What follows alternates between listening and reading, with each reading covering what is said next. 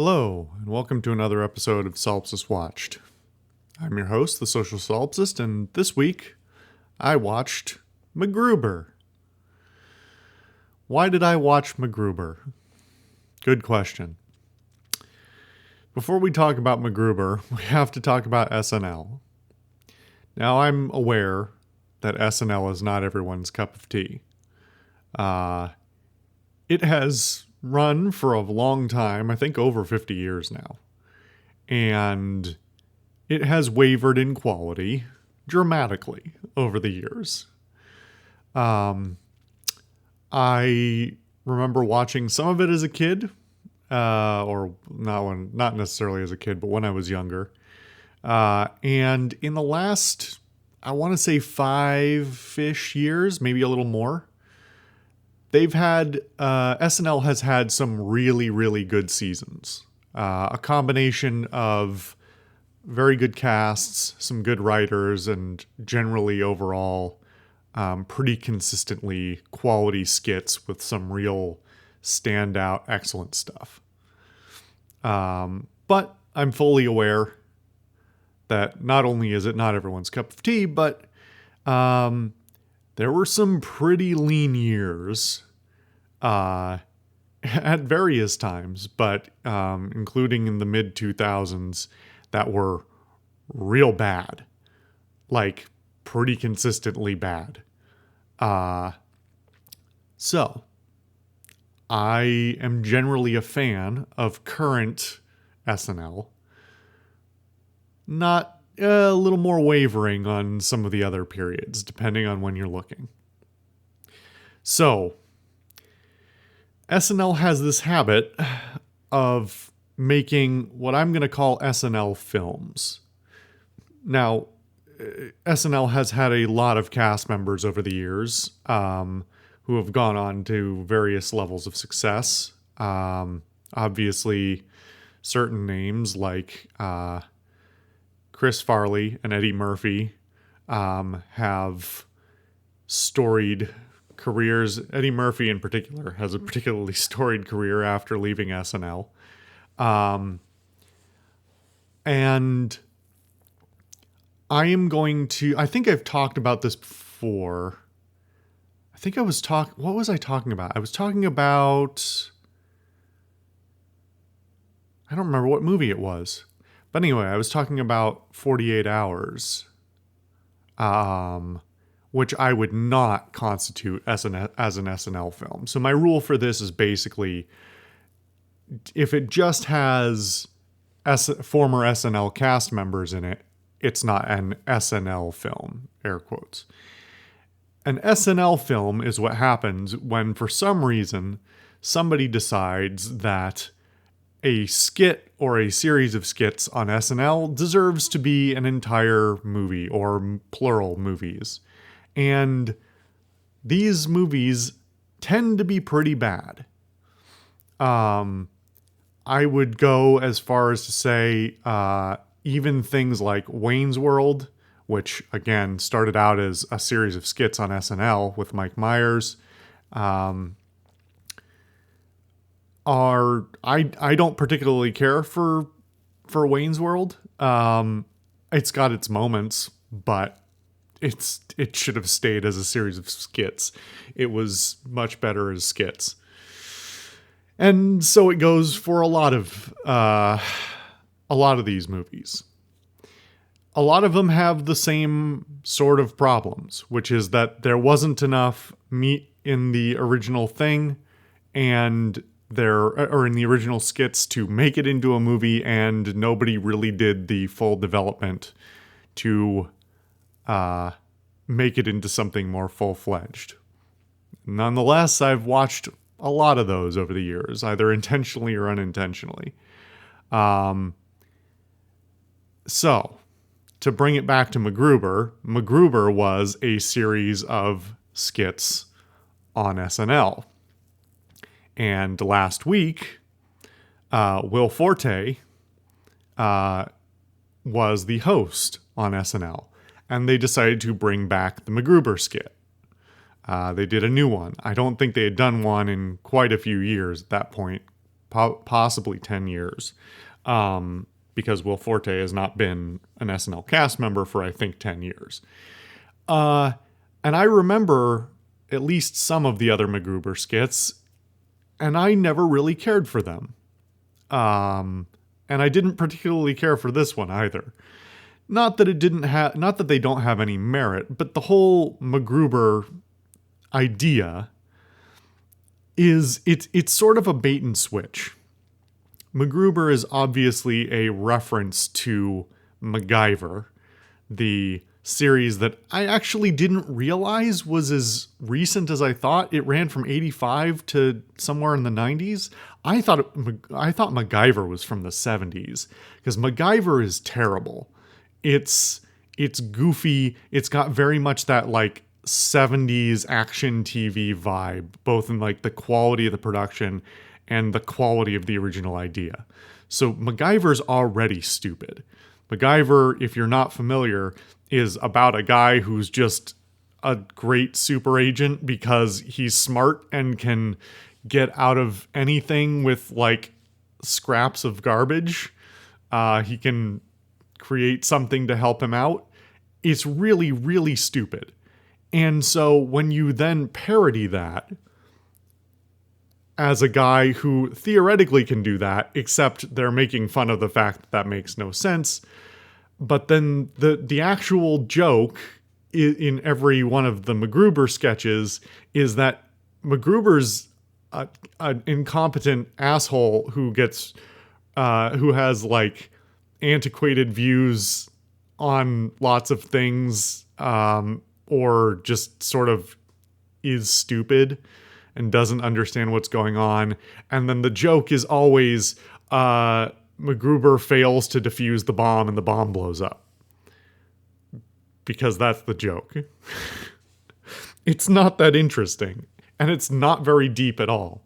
And it's more about the, like, some bizarre, each one's on some, topic where he's distracted by something.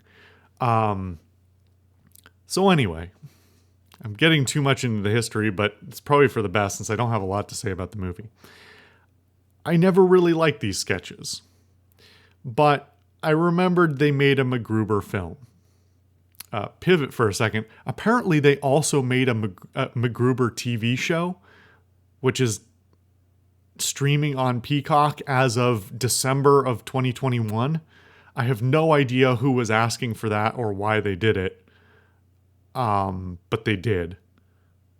So apparently that exists. Although there seems to be very little record of it on the internet, even though it's almost brand new. Anyway, I digress again.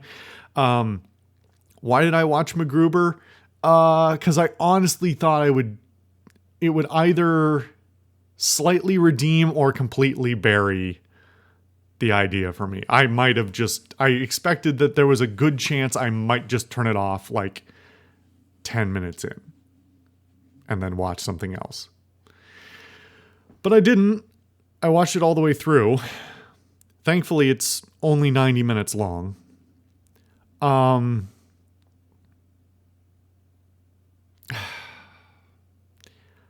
It's everything I didn't want and more. It's bad.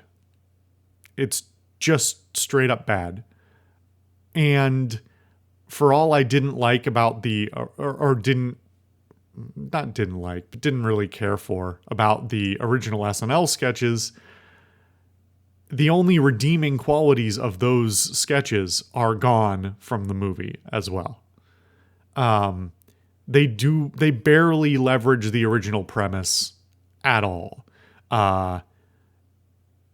The character of MacGruber is a shadow of the original non-character he was. Like, basically the only things that transfer are, it's Will Forte, he's wearing the same outfit, and he's still an incompetent dumbass. And that's about it. I think they literally only do the MacGyver, like, throw me random trash thing once in the whole film. They sort of allude to it at other times, but it's very stupid on in the first place.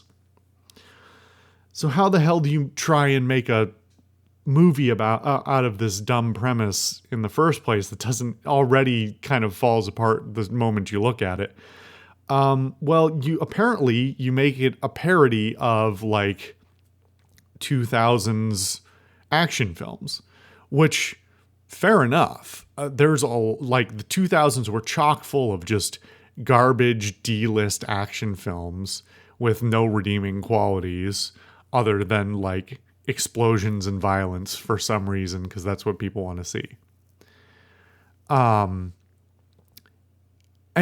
to their credit, it doesn't completely fail at that.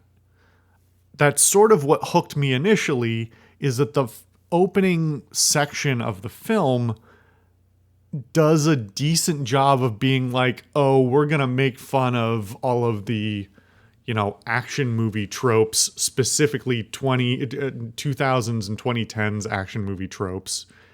And we've got our the changes we've made our hero incompetent, and we've got the straight man and these other characters that are gonna he's gonna bounce off of. Except ultimately they don't do a lot with that.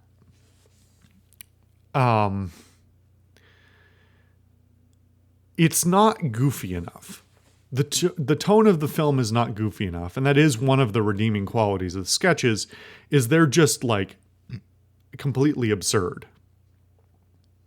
Unapologetically, like this scene, the scene we've set up makes no sense. We're not even trying.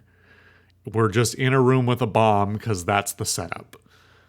You don't need to explain anymore. And then it gets wilder from there.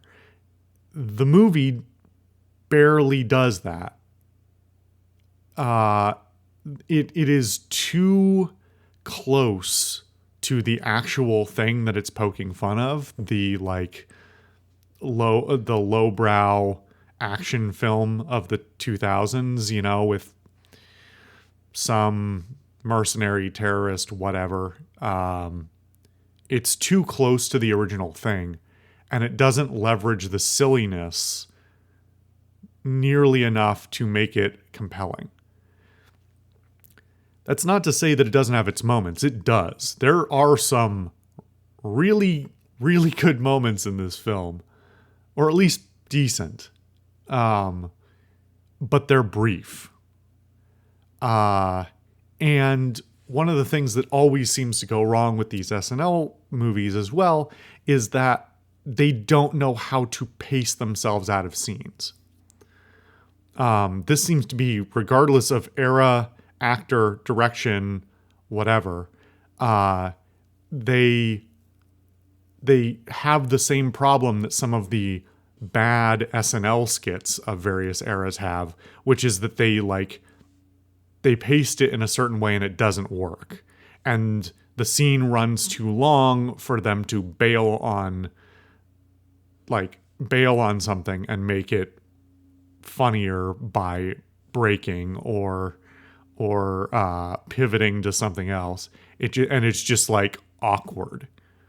And this movie and some of the other SNL movies also have that problem where it's just is this scene still going? Why? Why is this one joke being drawn out this long?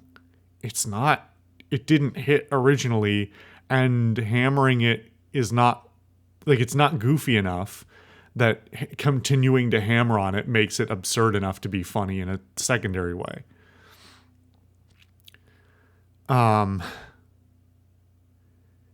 The overall, the plot is nothing, obviously.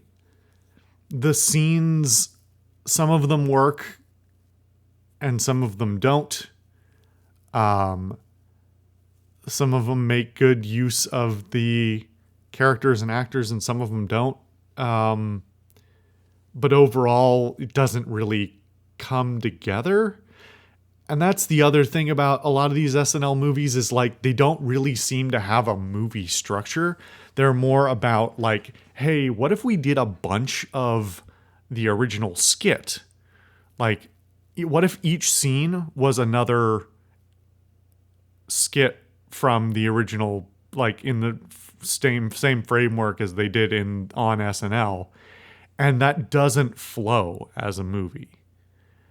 And this one is better than a lot of the other SNL movies, but it's not good.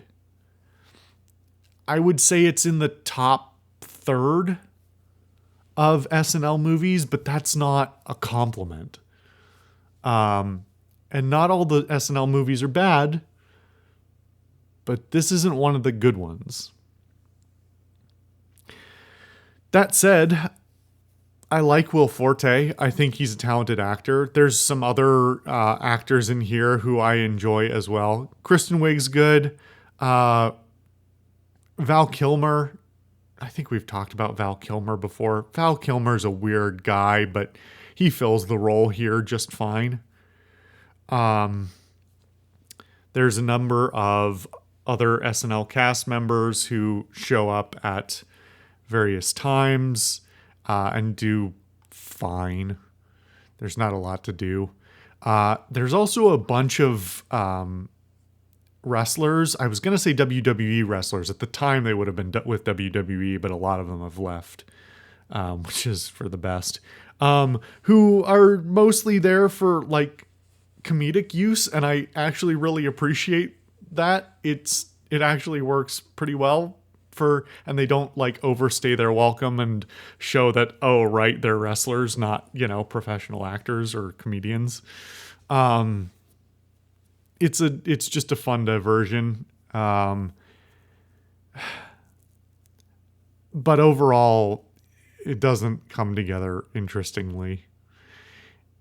You could spend 90 minutes on worse things for sure. You could spend it on a lot of worse SNL movies as well, but I don't know if I could recommend it. The other thing that kind of interests me about this is that this is, it's directed by Jorma Taccone, who is one of the Lonely Island guys. And I'm fully aware that The Lonely Island is also very polarizing. I enjoy a lot of The Lonely Island stuff. I was actually, this is going to sound like some shitty hipster thing, but I swear it's just the facts, is that I was watching Lonely Island before they were on SNL. I enjoy a lot of their stuff. I get really fucking sick of it when I have to hear everybody sing I'm on a boat or I just had sex or whatever one of their songs that got radio play or that everybody was like, oh, this is edgy and funny. But I do enjoy The Lonely Island, and I think they're talented not only as musicians but as actors and directors as well. Jorma has, I don't think Jorma is usually the one who, I think it's Akiva that usually does a lot of the production stuff, but don't quote me on that. Jorma did direct a bunch of the Lonely Island, what do you call them? Music videos. And I think he's, while not like incredibly talented as a director, is more than competent. I would rather have him directing than a lot of people. And for all the issues with this film, I think the direction and the production is pretty good. It's low budget, but they know where to use the money. They're not trying to make it highbrow or look really good. It's mostly about getting the gags across. And regardless of whether the gags are good, I think it works really well. The direction and the production and the editing does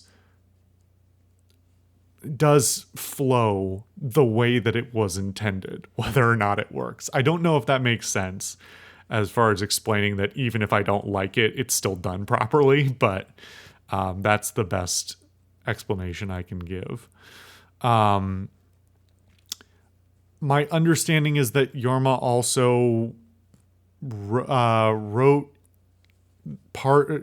co-wrote the film and also may have co-written some of the original sketches. I'm unclear on that, but yeah. So for as much as I don't like, a lot of the comedy doesn't really work for me, I still think it works in the way it was intended, if that makes any sense. Like I said, the production wise, they spend the money where it's appropriate. They don't, it's not really high production. There's not a lot of nice cinematography. There's not a lot of really nice lighting, or there's like a lot of stuff that's, I want to say, deliberately ugly, in order to sort of work with that parody of 2010s or 2000s action films, which were all gray brown, gross, horrible looking shit. Whether or not you could hold that against it, you take your pick, I guess. I think ultimately it doesn't matter. The biggest thing for me, actually, that sort of turns me off of it is a lot of the comedy, in addition to not hitting, is kind of, it's either too lowbrow. It obviously leverages a lot of very lowbrow, either scatological or sexual humor. And a lot of that stuff is just like, all right, got it, move on. It's not funny or doing anything for me.